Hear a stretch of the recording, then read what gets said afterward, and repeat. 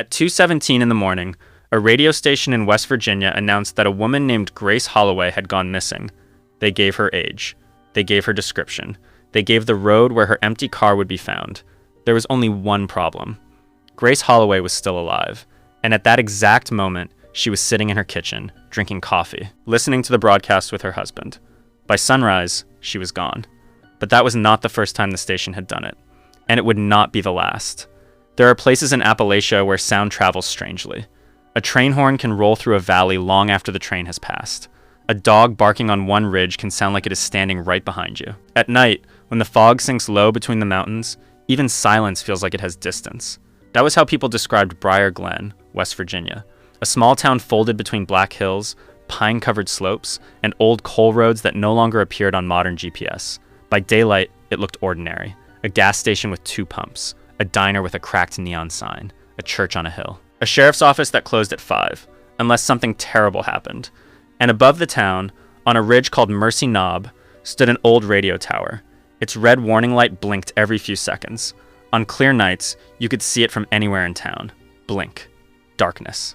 Blink. Darkness. Most people in Briar Glen barely noticed it anymore.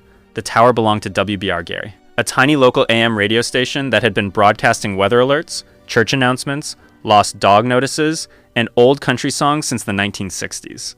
Almost nobody listened to it. Almost nobody worked there. And by 2021, most people assumed the station was automated. But every night at 2:17 a.m., WBRG still interrupted its music for a segment called the County Bulletin. Usually, it was harmless. Road closures, storm warnings, missing livestock, community reminders. But one winter, people began noticing something impossible. The station was announcing missing people before they vanished. The first case anyone remembered clearly was Grace Holloway.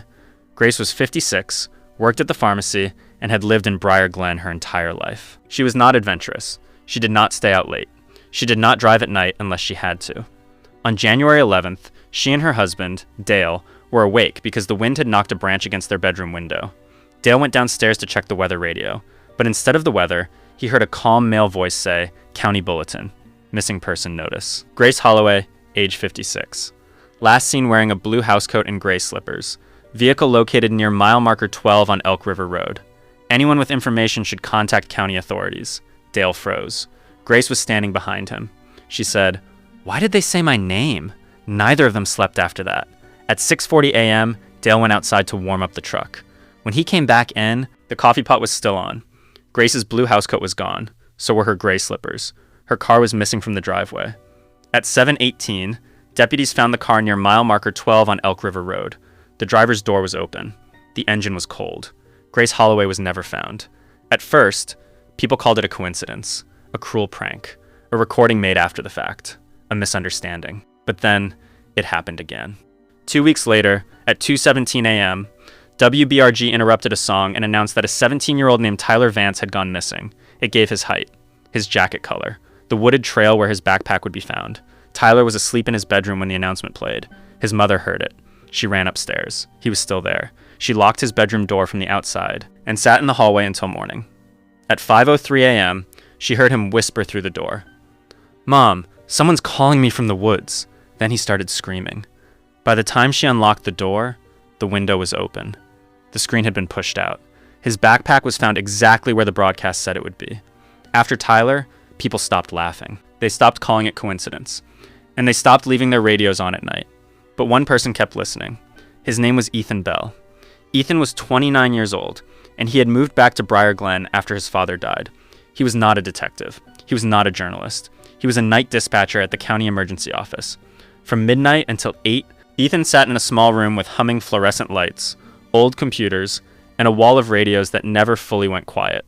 Police channels, fire channels, EMS, weather band, and WBRG. He was supposed to monitor the station during storms, because it still broadcast local emergency alerts when cell towers failed. The first time Ethan heard one of the impossible bulletins himself, he was alone. Outside, rain tapped against the dispatch office windows. The heater clicked in the corner. A styrofoam cup of coffee had gone cold beside his keyboard. At 2:17, the music cut out. Static filled the room. Then came the voice. Male. Calm. Local accent. Not emotional. Not hurried. County bulletin. Missing person notice. Samuel Green, age 43. Last seen at Ash Fork Service Road, wearing a brown work coat, black boots, and a silver wedding band. Vehicle recovered with headlights on. No further information at this time. Ethan knew Samuel Green.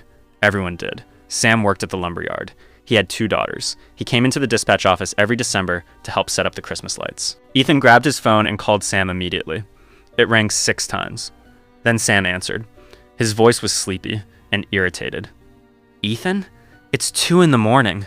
Ethan felt relief so sharp it almost hurt. Sam, where are you? At home. Where else would I be? Is your truck there? A pause. What's going on? Ethan looked at the radio. The static had faded. Old music was playing again. Just stay inside, Ethan said. Lock your doors. Don't drive anywhere tonight. Sam laughed once, but it was not a real laugh. Ethan, you're scaring me. Good. Be scared. At 4:46 a.m., Sam's wife called 911. Sam was gone. His truck was found on Ash Fork Service Road with the headlights on, exactly as the broadcast had said. That was the moment Ethan became obsessed. Not curious. Not concerned. Obsessed. Because when he replayed the dispatch recording from that night, he noticed something no one else had mentioned. Under the bulletin voice, buried beneath static, there was another sound. A second voice. Very faint. Almost drowned out. It was whispering numbers. At first, Ethan thought it was interference. Then he slowed the audio down. He played it again. The whisper repeated the same sequence 3 times. 6, 11, 24, north door.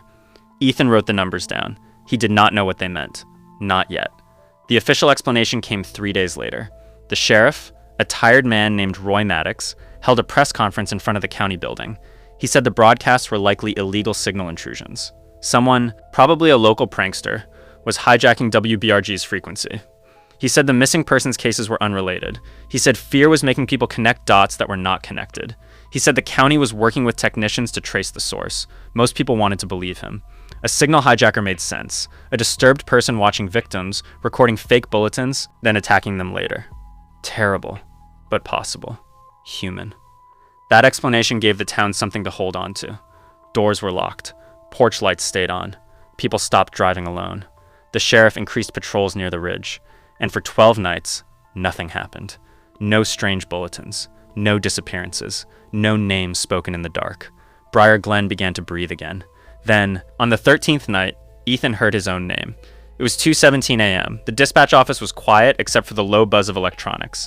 Ethan was filling out a weather report when WBRG cut to static. His hand stopped moving. The voice said, County Bulletin. Missing person notice. Ethan Bell, age 29. Last seen inside the Briar Glen Emergency Dispatch Office. Personal vehicle located in the parking lot. Office door found open. No signs of struggle. Ethan did not move. For several seconds, he could not even blink. Then the second voice came through. Faint. Whispering beneath the static. 6, 11, 24, north door. The same numbers. The same words. Ethan stood up so fast, his chair rolled backward into the wall. His heart was hammering. For several seconds, he simply stared at the radio. The room suddenly felt smaller. The fluorescent lights seemed brighter. The silence felt wrong. The broadcast had just described his disappearance, not someone else's. His. The same voice, the same calm tone, the same certainty. As if it wasn't making a prediction. As if it was reading a report that already existed. Ethan locked the dispatch office door, then the outer door, then the back entrance. He checked every camera. Front parking lot. Empty. Hallway. Empty. Sheriff's office entrance. Empty. Holding cells. Empty. Nothing moved. Nothing appeared unusual. His car sat beneath a street lamp outside. Rainwater glistened across the windshield. No one stood near it. No one walked through the parking lot. No one was there. Ethan grabbed his phone and called Sheriff Maddox. No answer. He called Deputy Rachel Price. She answered immediately. Ethan, I need you here. What happened? The words caught in his throat. For a moment, saying them out loud made them sound ridiculous. Then he looked at the radio. The static was still there. Soft. Almost breathing. It said my name. Silence. Then Rachel spoke. Stay away from the windows. 20 minutes later, Rachel arrived with 2 deputies. They searched the building. Every office. Every hallway. Every closet. Nothing. No signs of forced entry. No footprints. No intruder. No evidence. The bulletin should have been wrong. Yet none of them felt relieved. Because the previous broadcasts had never been wrong. By sunrise, Ethan was exhausted. Rachel drove him home. The roads were empty. Fog drifted between the trees. The mountains looked like black walls against the gray morning sky. Before leaving, Rachel stopped at his driveway. "You need sleep," Ethan nodded. But he already knew he wasn't going to sleep. Not after hearing his own name. Not after hearing those numbers again. 6, 11, 24. North Door. Something about them felt important. Not random. Not interference. Important. The entire day passed with Ethan replaying the recording. Again, and again, and again. Each time, he focused on the whisper. Each time, he hoped to hear something new. He never did. Until late that afternoon. That's when he stopped focusing on the voice and started focusing on the numbers. 6, 11, 24. Dates. The realization hit him instantly. January 6th, January 11th, January 24th. He drove straight to the county records office. The building smelled like dust and old paper. Most of the files had been scanned years ago. Others remained inside cracked filing cabinets that looked older than Ethan himself. The woman at the desk asked if he had authorization. Ethan lied. She didn't question it. 2 hours later, he found the first match. January 6th, 1978. A miner named Wade Barlow disappeared. No witnesses, no explanation, no body. Then January 11th, 1984. A schoolteacher named Linda Merrow vanished after leaving a church dinner. Never found. Then January 24th, 1993. Volunteer firefighter Dean Sutter disappeared near Mercy Knob, the same hill where the radio tower stood. Ethan's pulse quickened. 3 dates. 3 disappearances. Decades apart. But that wasn't what scared him. What scared him was the note written inside every file. 2 words. Written by different people. Different handwriting. Different years. The same words. North Door. Ethan stared at the pages. A chill moved through him. Outside, evening sunlight faded behind the mountains. The records room grew darker. The air felt colder. North Door. What was it? A place? A code? A warning? He copied everything. Every file. Every note. Every date. Then he called Rachel. She agreed to meet him after dark. Neither of them wanted to discuss it over the phone. The diner sat on the edge of town. Half empty. Quiet. The smell of coffee and fried food hung in the air. Rachel listened as Ethan explained everything. The dates. The records. The disappearances. The note. North Door. When he finished, she didn't respond immediately. Instead, she stared out the window. Snow had started falling. Small flakes drifting beneath the parking lot lights. Finally, she spoke. "I've seen those words before." Ethan looked up. "What?" Rachel took a slow breath. North Door. The words seemed heavier when she said them. Years ago, while investigating vandalism, she had entered the original WBRG station building, the one abandoned before the tower moved to Mercy Knob. Most of the structure was collapsing, rotting floors, broken windows, graffiti. But there had been one hallway that seemed untouched. At the end of it, a metal door. Above the frame, someone had painted 2 words, North Door. Ethan felt his stomach tighten. What was behind it? Rachel shook her head. It was locked. What happened after that? The sheriff ordered me to leave. Ethan frowned. Why? Rachel looked away. The answer came quietly. He seemed scared. For the first time since this began, Ethan felt something worse than fear. Because if Sheriff Maddox was afraid, then whatever was behind that door was something he already knew about. The next morning, Ethan and Rachel drove to the abandoned WBRG station. The building stood near the edge of town, hidden behind overgrown weeds, surrounded by rusted fencing. It looked forgotten, like something the town wanted to erase. The faded sign above the entrance still hung crookedly over the doorway. WBRG, Voice of the Valley. The words were barely readable beneath decades of weather and neglect. The front door groaned when Ethan pushed it open. Dust drifted through the flashlight beams. The air smelled damp, old wood, mold, and something else, something metallic, like machinery that had been sitting silent for years. Neither of them spoke much. Their footsteps echoed through the empty building. The silence felt unnatural, not peaceful, not abandoned, waiting. The hallway stretched ahead of them, walls covered in peeling paint. Old station posters curled at the edges, schedules from the 1990s still pinned to bulletin boards. A calendar hung crookedly in one office, October 1997, the year the station shut down, or at least the year people believed it shut down. As they moved deeper into the building, the temperature seemed to drop. Rachel noticed it first. Do you feel that? Ethan nodded.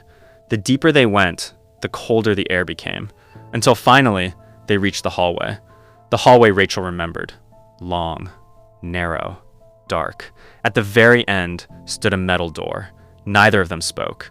The words painted above it were still visible. Norch door. The black paint had faded, but not enough. Someone had wanted those words to remain. Ethan slowly approached. The metal looked old. Older than the rest of the building. Older than the station itself. There was no handle. Only a keyhole. And strange scratch marks surrounding the frame. Long scratches. Deep scratches. Not on the outside. On the inside. Ethan stared at them. People hadn't been trying to get in. They had been trying to get out. The realization made his stomach twist. Rachel stepped closer. The door was locked when I saw it years ago. It still is. Ethan tested it. Nothing moved. No sound. No vibration. Nothing. Yet standing in front of it made him uneasy, as if something on the other side was aware of them, watching, listening, waiting. They searched the rest of the building. Most rooms contained nothing useful. Broken desks, rotting furniture, old cables, dust-covered equipment. Then they reached what had once been the main control room. The broadcasting console remained exactly where it had been left decades ago. Dust covered everything, except one spot, a small clean patch beneath the desk. Ethan crouched, shined his flashlight underneath, and found something taped there. A key. Old. Heavy. Wrapped in yellowed masking tape. Beside it sat a cassette tape. The label had almost faded away, but a few words remained visible. Do, not, play, after, dark, dark. Rachel stared at it. For several seconds, neither of them moved. Then Ethan picked it up. The cassette felt cold, much colder than it should have. You think this belongs to the door? Rachel looked at the key. It probably does. Ethan slipped both items into his backpack. For a moment, he considered trying the key immediately, opening the door, finding out what was behind it. But something stopped him. A feeling. A warning. The same instinct that tells you not to walk into a dark room alone. We listened to the tape first. Rachel nodded. Neither argued. Both already knew. Whatever answers existed, they were probably on that cassette. By the time they returned to the dispatch office, clouds had swallowed the sun. The sky outside had become dark gray. Rain tapped softly against the windows. The building felt unusually quiet, almost empty. Ethan found an old cassette player in storage. It took nearly 20 minutes to get it working. When he finally pressed play, nothing happened. Only static. Long. Endless static. Then a voice emerged. Male. Older. Nervous. My name is Harold Pike.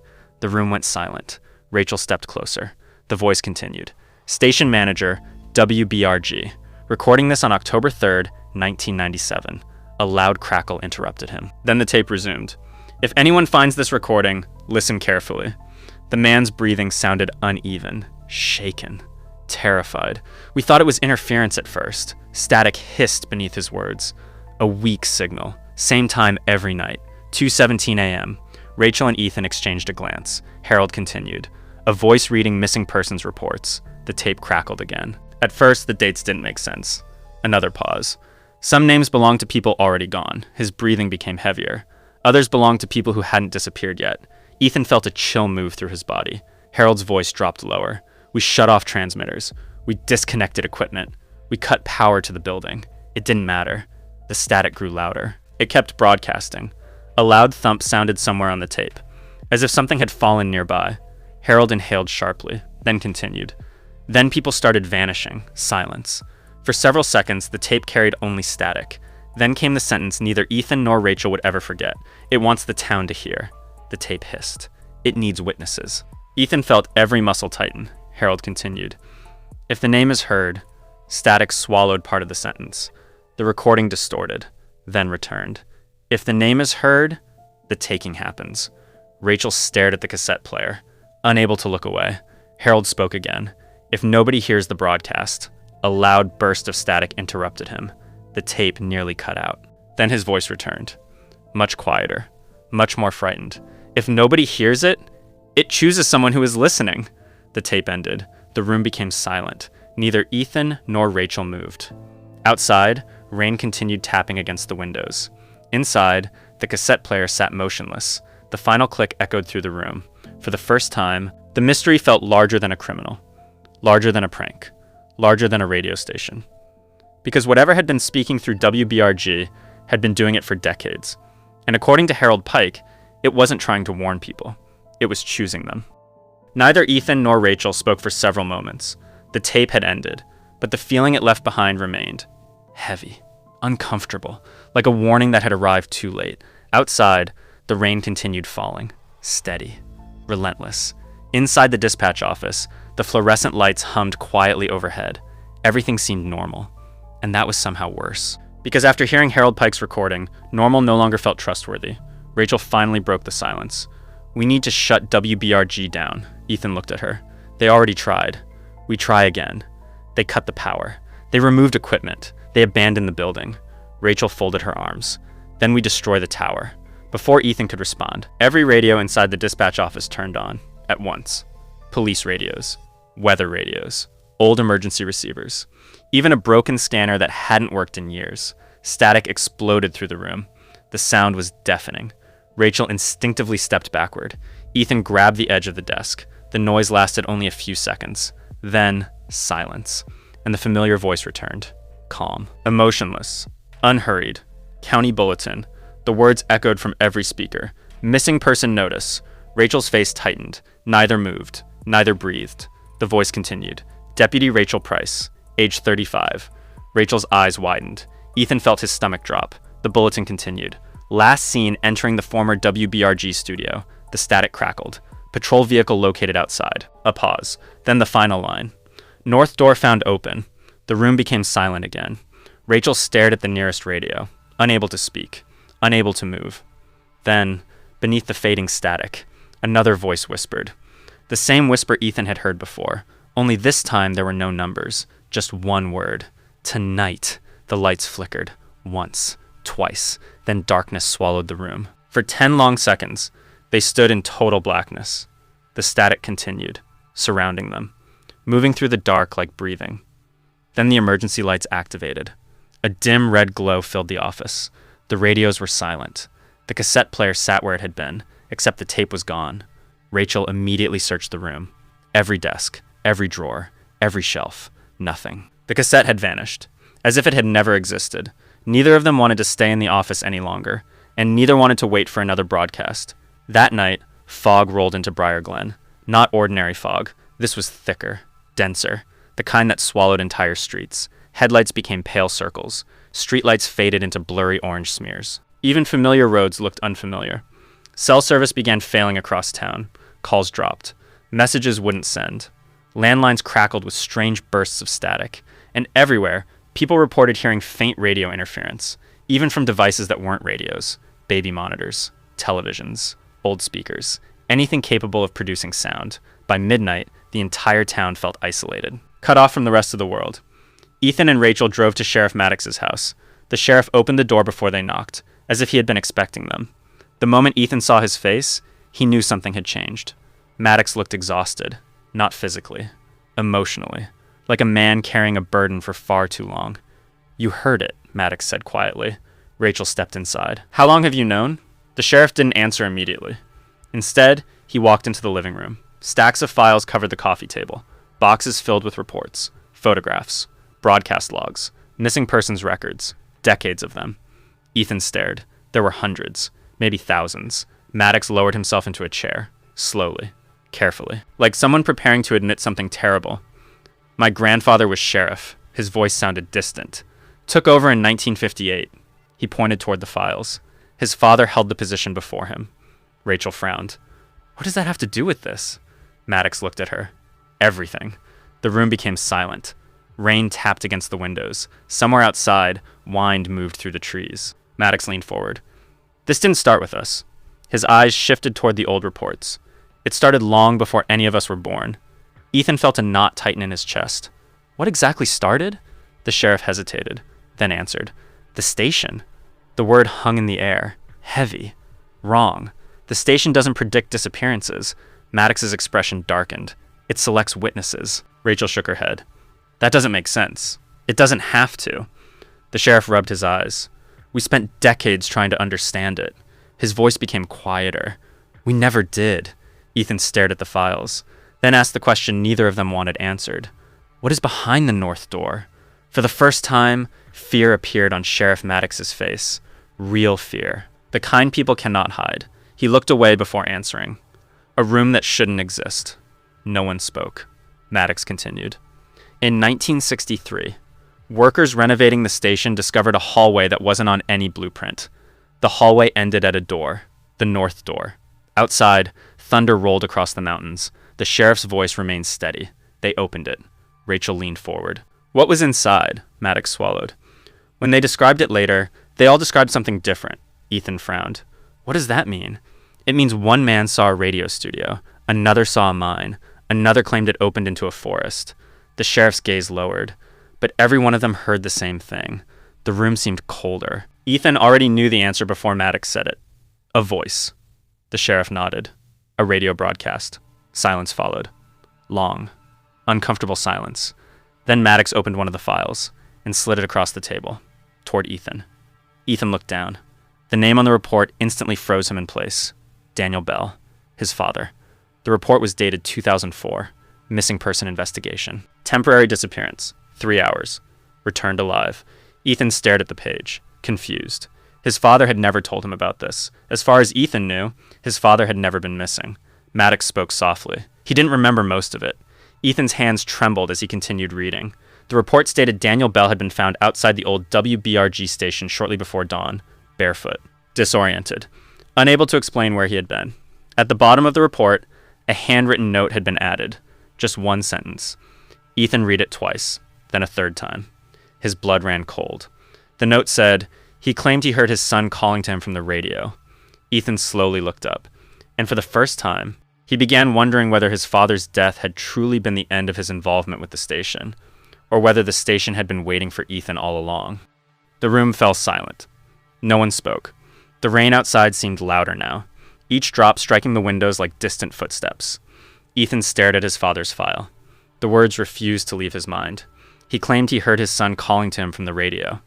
At the time of the report, Ethan had only been 12 years old. He had been asleep in his bedroom that night. He had never called for his father. At least, not that he remembered. The realization settled heavily over him. The station had known his name long before he ever heard its broadcasts, and somehow it had been connected to his family for years. Sheriff Maddox slowly stood. His expression was grim. It's already started. Rachel looked up. What has? Maddox walked toward the window. Beyond the glass, fog drifted between the trees. Thick, white, almost glowing beneath the streetlights. The cycle. No one asked him to explain, because deep down, they already understood. Rachel's name had been announced. The station had chosen its next target. The only question was why, and how much time remained. An hour later, the three of them stood outside the abandoned WBRG station. The fog had swallowed nearly everything. Buildings vanished only yards away. Streetlights appeared as faint orange circles. The town felt empty, abandoned, like everyone else had quietly disappeared. The front entrance groaned as they stepped inside. Their flashlights cut narrow paths through the darkness. Dust drifted through the beams. The air felt colder than before, far colder. They moved through the hallway, past the offices, past the old control room, until they reached the north door. This time, it was open. Rachel stopped walking. The sheriff closed his eyes, as if seeing something he had hoped never to see again. Beyond the doorway, there was no room, no wall, no storage area, only a staircase, a narrow wooden staircase descending into darkness. Ethan felt his pulse quicken. This wasn't here before, Maddox nodded. It never is. No one wanted to go down, yet none of them turned back. The staircase creaked beneath their weight. Each step carried them farther away from the world above. The smell changed as they descended. Dust faded, replaced by damp stone, then hot metal, then something older, something impossible to identify. The deeper they went, the louder the sound became. Voices, hundreds of them. Whispers layered upon whispers. Names, conversations, fragments of weather reports, pieces of songs, emergency broadcasts, people crying, people laughing, all mixed together, as though every voice ever carried by radio waves had become trapped beneath the station. The staircase ended inside a massive chamber. Ethan froze. Rachel did too. The room was filled with radios, thousands of them, every shape, every size, every decade, wooden radios, police scanners, clock radios, portable receivers, even children's toy walkie-talkies, all turned on, all whispering, all alive. At the center of the room stood a single microphone, old, silver, pristine, waiting. Beside it sat a sheet of paper, a list of names. Rachel stepped closer. Her face turned pale. The first name was hers. Below it were 6 others. People from Briar Glen. Ordinary people. People who had done nothing wrong. The microphone crackled. Then a voice emerged, not from a speaker, not from a radio, from the room itself. Read the names. The words echoed through the chamber. Rachel raised her flashlight. Maddox lowered his eyes. The voice repeated itself. Calm. Patient. Read the names. Ethan felt cold move through his chest. A nearby radio suddenly clicked on. A familiar voice came through. Son? Ethan froze. His father's voice. Exactly as he remembered it. Older. Tired. But unmistakably real. Dad? Rachel immediately grabbed his arm. Don't answer. But the voice continued. I waited for you. Static crackled. I kept the door closed as long as I could. Ethan couldn't breathe. Every memory of his father flooded back at once. The late night drives. The fishing trips. The funeral. The grief. The years of unanswered questions. Then the voice spoke again, and everything changed. You were supposed to take my place. Silence. The words hit harder than anything Ethan had heard that night. He slowly turned toward Sheriff Maddox. The sheriff looked away. That was answer enough. His father hadn't escaped the station. His father had worked with it, protected it, controlled it.